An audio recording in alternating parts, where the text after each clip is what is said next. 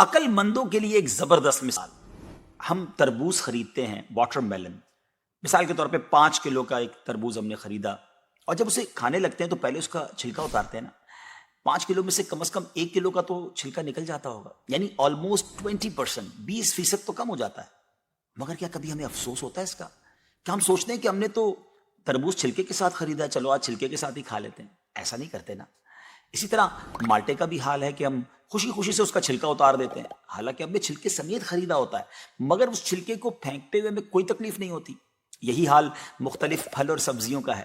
اچھا، ہم چکن بھی تو خریدتے ہیں، زندہ ثابت، اسی کو تولتے ہیں، تلواتے ہیں، پیسے دیتے ہیں، مگر جب کھانے کی باری آتی ہے، پکانے کی باری آتی ہے، تو اس کے بال، اس کی خال، اس کی آلائشیں نکل جاتی ہیں، تو ویٹ تو کم ہو جاتا ہے، مگر کبھی اس پر دکھ ہوتا ہے؟ نہیں نا. تو پھر 40,000 میں سے 1,000 دینے پر، 1,00,000 میں سے صرف 2,500 دینے پر ہمیں کیوں بہت تکلیف ہوتی ہے؟ حالانکہ یہ صرف 2.5% تو بنتا ہے، یعنی 100 روپے میں سے صرف 2.5 روپے.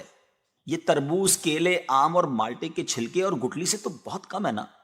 اسی تو زکوٰۃ فرمایا گیا. ہاں، ایک اور بات، سال میں ایک ہی بار دینا ہوتا ہے. مالٹے کا، تربوز کا تو ہر بار چھلکا اتارنا ہوتا ہے نا. یہ 100 روپے میں سے 2.5 روپے یا 1,00,000 میں سے 2,500 روپے سال میں ایک ہی بار دینا ہوتا ہے، اور اسی کو زکوٰۃ کہا گیا.